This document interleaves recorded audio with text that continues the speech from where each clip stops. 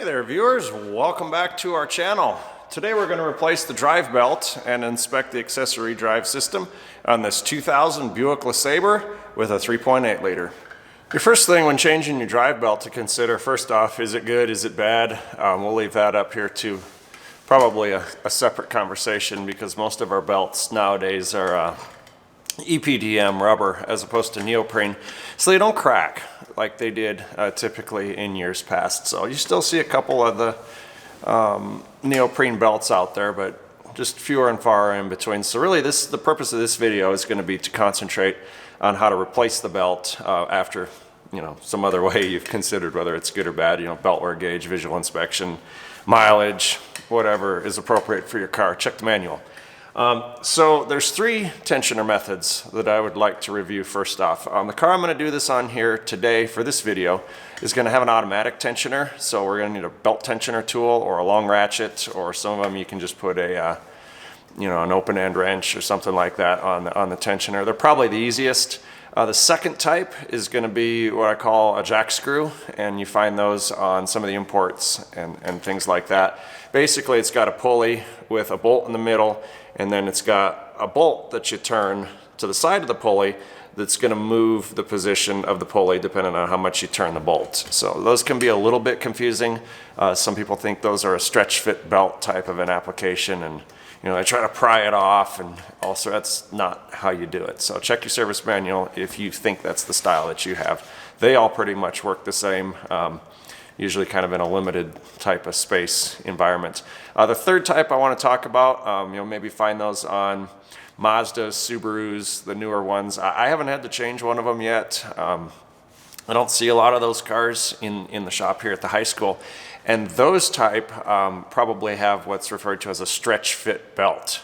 And usually the belt will say stretchy belt or something like that on there. There will absolutely positively be, no tensioner whatsoever on that. And you literally stretch the belt to fit onto the accessory drive pulleys. So those, they make a special tool. I think Stretch Belt Mate is one. Lyle makes one. I'm sure manufacturers make one. Blue Point, Snap-on.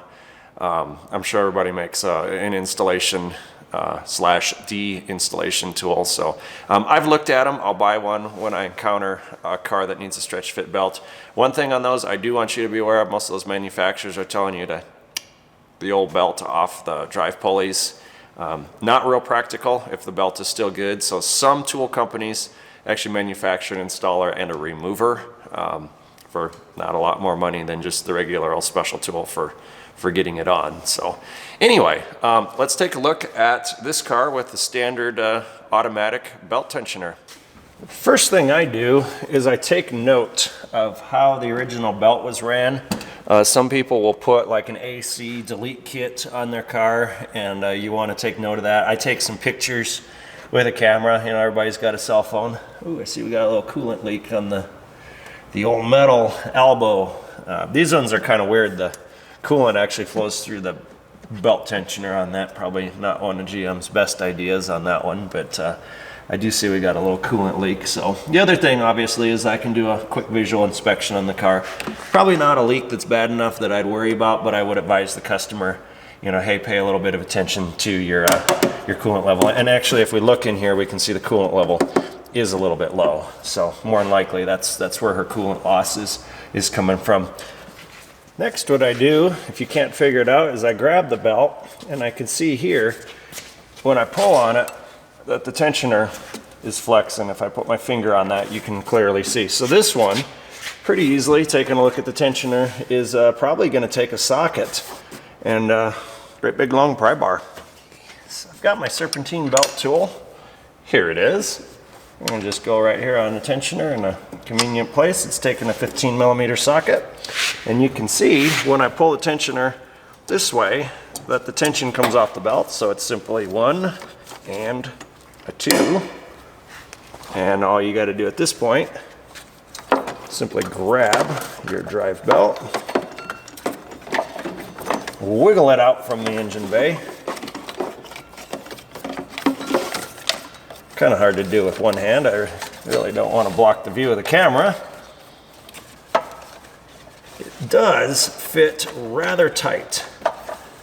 So we're just gonna, there's an engine mount on these cars that kind of gets in your way. But either way, the belt is out of the car. Next up is a visual inspection of the pulleys. Just kind of grabbing the AC compressor here. Its bearings are good. Kind of grab the water pump here.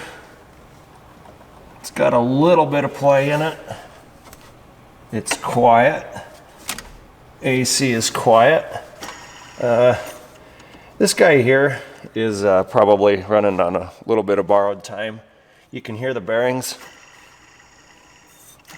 They don't sound the healthiest. It's got a little bit of slack in it, so I might recommend to replace the tensioner on that just to keep everything trouble-free. Alternator, sometimes these get a little bit of a squeak in them. It's nothing on this one. But I don't replace them just because they squeak a little bit. It's a different if like this has a really bad squeak first thing in the morning or something like that. Power steering feels good. A little bit of inward and outward in play on that. Might check the oil while we're down here.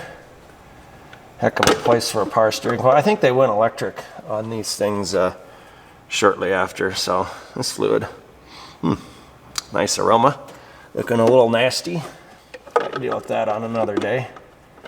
But anyway, that's inspecting your accessory drive system. We're going to look in the grooves of the pulley, make sure there's no rocks, anything like that that's going to damage our new belt. We're going to look at our old belt and make sure we have no alignment issues, fraying on one end, chunks missing, things like that. Rubber on the harmonic balancer actually looks pretty good. So let's go ahead and put a new belt on it.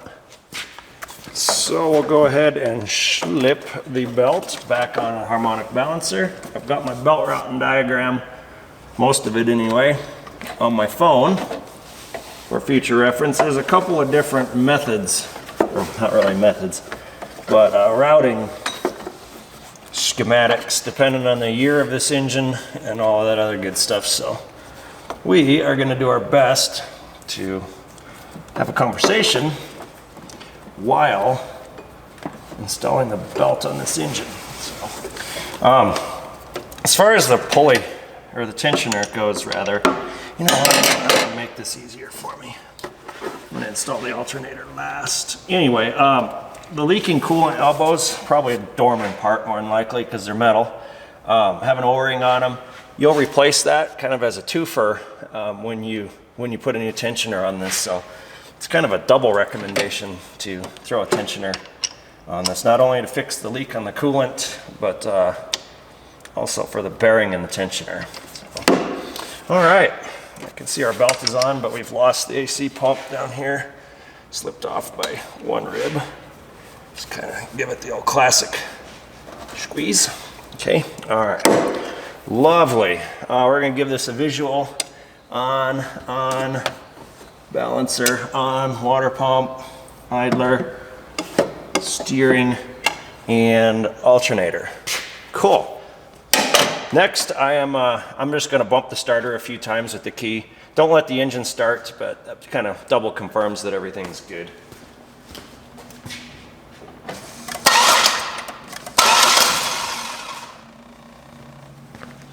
One more little visual. Everything's good.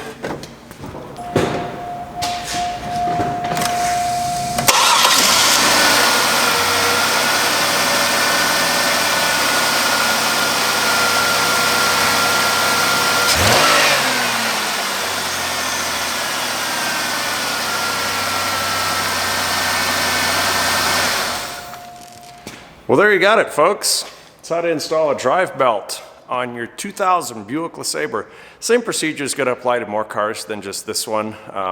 This one was one that I have that's pretty easy to see the accessory drive. It's an easy car to practice on and things like that. So anyway, if you liked what we did, be sure to give us the thumbs up. Be sure to subscribe to our channel, leave us a comment, and join us next time. Thanks for watching.